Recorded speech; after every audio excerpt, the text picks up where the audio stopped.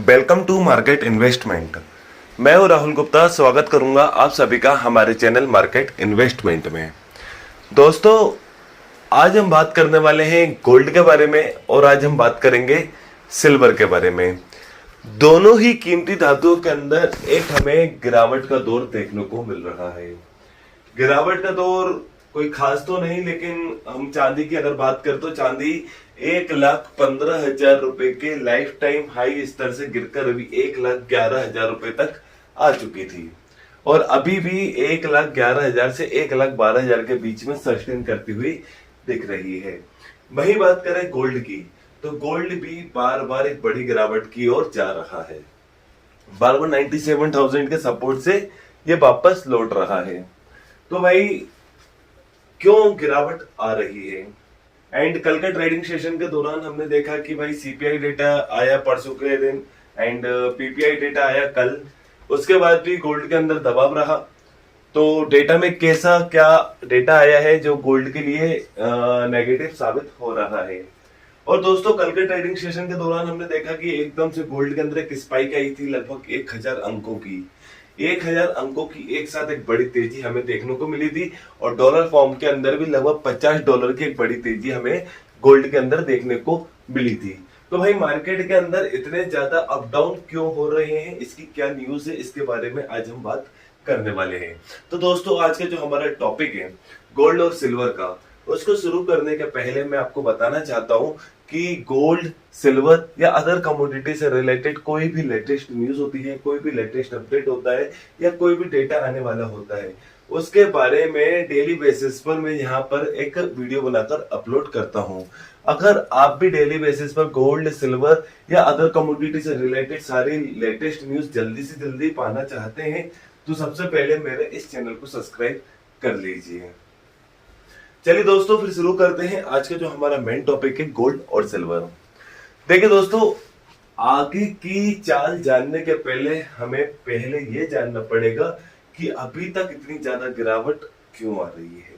ठीक है दोस्तों, तो दोस्तों सबसे पहले अभी तक गोल्ड के ऊपर दबाव क्यों बनता हुआ नजर आ रहा है, सिल्वर के ऊपर दबाव क्यों बनता हुआ आ रहा है, पहले इसके बारे में बात करेंगे। देखिए दोस्तों, गोल्ड के अंदर जो सबसे बड़ा गिरावट आने का कारण जो रहा है वो रहा है एक सीपीआई डेटा। सीपीआई डेटा थोड़ा सा ज्यादा निकल कर आया जिससे महंगाई दर बढ़ी है और महंगाई दर बढ़ी है तो फेड को ब्याज दरें कम करने में थोड़ी सी कठिनाई होने वाली है, जिसके चलते हुए गोल्ड के ऊपर एक दबाव बनता हुआ हमें दिखा है।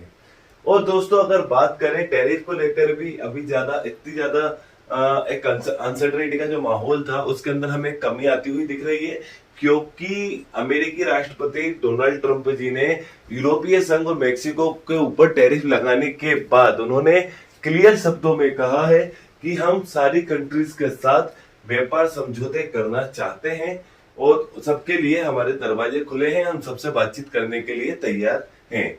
कोई भी देश हमारे साथ समझौता करना चाहता है तो हम बिल्कुल समझौता करेंगे। तो जिससे क्या हुआ, व्यापार युद्धों को लेकर एक हमें नरमी देखने को मिली और टैरिफ को लेकर जो एक अनिश्चितता का माहौल था उसके अंदर हमें कहीं ना कहीं एक स्थिरता आती हुई दिखाई दी, जिससे सेफ इन्वेस्टमेंट की मांग घटी और गोल्ड के अंदर गिरावट हमें देखने को मिली।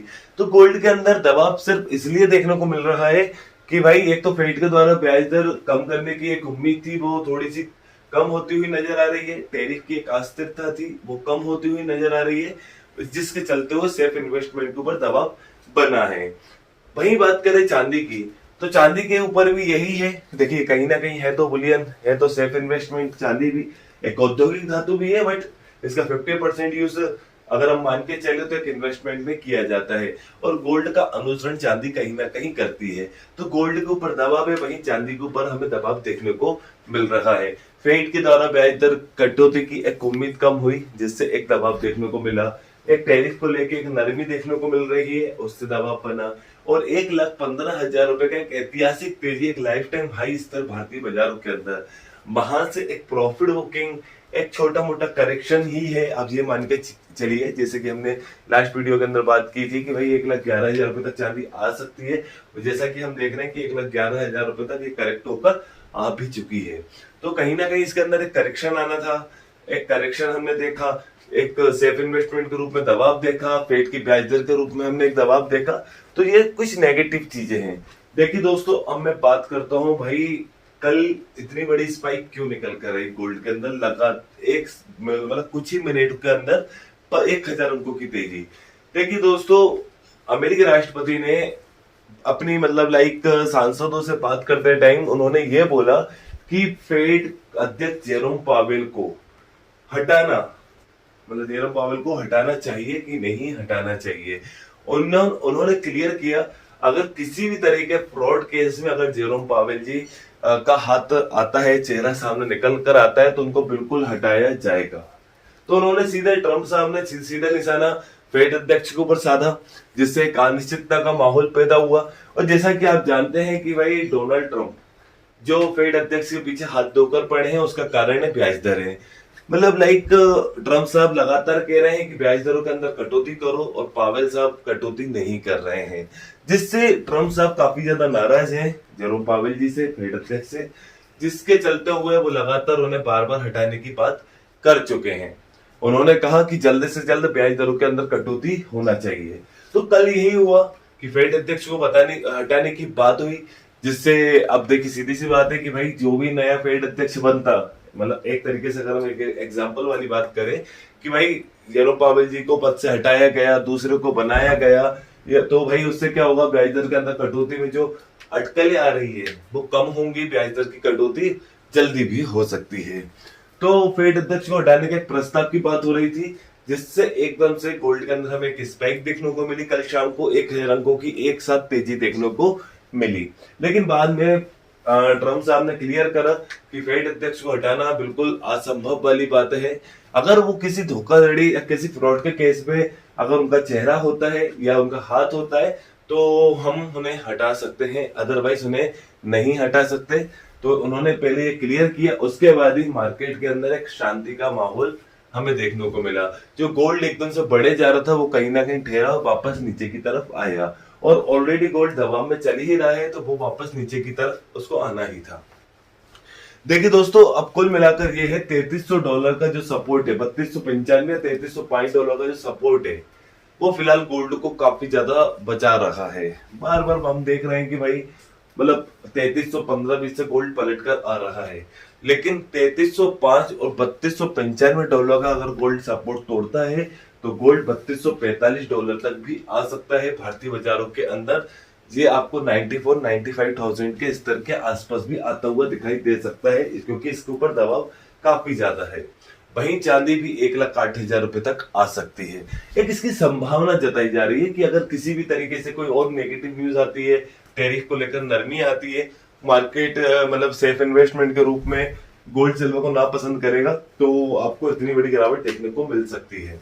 लेकिन आप यहाँ से $3205 के स्टॉप लॉस से मतलब आप खरीदारी कर सकते हैं, और बिल्कुल आपको हो सकता है अगर गोल्ड यहीं पे सस्टेन करता है अपने आप को 98, 99, 97, 98 के आसपास अपने आप को सस्टेन करता है, तो कभी भी एक न्यूज गोल्ड को 1,00,000 रुपए की तरफ लाकर खड़ा कर देगी। एंड वही बात करें चांदी की, तो चांदी के अंदर भी गिरावट पर खरीदारी करना आपके लिए सुनहरा अवसर हो सकता है। चांदी के अंदर भी गिरावट पर खरीदारी करना आपके लिए एक सुनहरा अवसर हो सकता है। हर गिरावट पर चांदी के अंदर आप खरीदारी कर सकते हैं, बट एक स्टॉप लॉस के साथ, क्योंकि चांदी क्या है, ऐसी धातु है जो कभी भी रिवर्सल ले सकती है। तो भाई, और काफी ज्यादा ओवर बजट जोन में है, तो भाई 1,10,000 के आसपास गिरावट के दौर में आप बिल्कुल खरीदारी कर सकते हैं। कल काफी अच्छे भाव मिले थे खरीदारी करने के, तो इस रेंज के आसपास आप मतलब स्टॉप लॉस लगाकर खरीदारी कर सकते हैं। लगभग 3750 का एक स्टॉप लॉस बनेगा, उसके आसपास स्टॉप लॉस लगाकर आप बिल्कुल खरीदारी कर सकते हैं, गिरावट पर खरीदारी बिल्कुल कर सकते हैं। भाई गोल्ड के अंदर ही बाय ऑन डिप बन रहा है, buy on dip with stop loss भी मैंने आपको बताया 3305 और 3295 दो हमारे सॉलिड स्टॉप लॉस है। ये काफी ज्यादा बड़े सपोर्ट है, तो इसके आसपास अपना स्टॉप लॉस लगाइए और गोल्ड के अंदर खरीदारी कर सकते हैं। गिरावट पर खरीदारी कीजिए। टारगेट आगे बहुत अच्छे हैं, क्योंकि काफी ज्यादा अनसर्टेनिटी का माहौल है, काफी ज्यादा अनिश्चितता है मार्केट के अंदर, तो कभी भी गोल्ड को फिर से स्पाइक मिल सकती है। तो और दोस्तों, कुल मिलाकर ये है गोल्ड और सिल्वर, जिसमें गोल्ड स्पेशली काफी ज्यादा भावनात्मक धातु हो चुका है। ये न्यूज के अकॉर्डिंग चल रहा है, जैसी न्यूज आ रही पैसा चलने लगता है। न्यूज थोड़ी सा पैनिक कर रही है तो गोल्ड बिल्कुल बढ़ने लगता है, और न्यूज थोड़ी मतलब पॉजिटिव आती है, शांति वाली न्यूज आती है तो भैया गिरने लगता है। तो कुल मिलाकर आप न्यूज के ऊपर नजर बनाओ, फैक्ट के ऊपर नजर बनाओ, डेटा के ऊपर नजर बनाओ, और इन सब चीजों के ऊपर नजर बनाई ना आपने तो वैसे ही आपको काफी ज्यादा आसानी होगी काम करने में मार्केट के अंदर। है दोस्तों, चांदी के टारगेट लॉन्ग टर्म के हिसाब से काफी अच्छे बताए जा रहे हैं। 1,15,000, 1,23,000 और कुछ लॉन्ग टर्म के व्यू से 1.5 लाख रुपए तक चांदी के टारगेट बताए जा रहे हैं। और औद्योगिक मांग बढ़ती जा रही है, चांदी के आपूर्ति की बात हो रही है, तो चांदी के अंदर तेजी बरकरार रह सकती है, और गोल्ड सिल्वर रेशियो के अकॉर्डिंग भी चांदी के अंदर तेजी आ सकती है। तो चांदी के अंदर सेलिंग ट्रेंड बिल्कुल ना अपनाए, चांदी के सेलर ना बने, बट गिरावट पर खरीदारी कर सकते हैं स्टॉप लॉस लगाकर। तो दोस्तों, एक एक न्यूज, एक एक अपडेट को नजर बनाकर अपनी पोजीशन बनाओ। सामने स्क्रीन पर आपको अपना पर्सनल व्हाट्सएप नंबर प्रोवाइड किया है, वो नंबर मैंने इसलिए प्रोवाइड करा है, गोल्ड सिल्वर या अदर कमोडिटी से रिलेटेड कोई भी लेटेस्ट न्यूज होती है, कोई भी लेटेस्ट अपडेट होता है, उसको मैं तुरंत अपने व्हाट्सएप नंबर पे व्हाट्सएप ग्रुप में अपडेट कर देता हूँ। अगर आप भी सारे अपडेट तुरंत चाहते हैं तो सामने दिए हुए नंबर पर जब व्हाट्सएप पे मैसेज कीजिए, आपके नंबर को मैं अपने व्हाट्सएप ग्रुप में ऐड कर दूंगा। चलिए दोस्तों, अगर आपको ये मेरी वीडियो अच्छी लगी तो मेरी इस वीडियो को लाइक कीजिए। अगर आप मेरे साथ जुड़कर रहना चाहते हैं तो मेरे इस चैनल को सब्सक्राइब कीजिए, एंड अंत तक मेरे साथ इस वीडियो में जुड़े रहने के लिए आप सभी को मेरा दिल से धन्यवाद।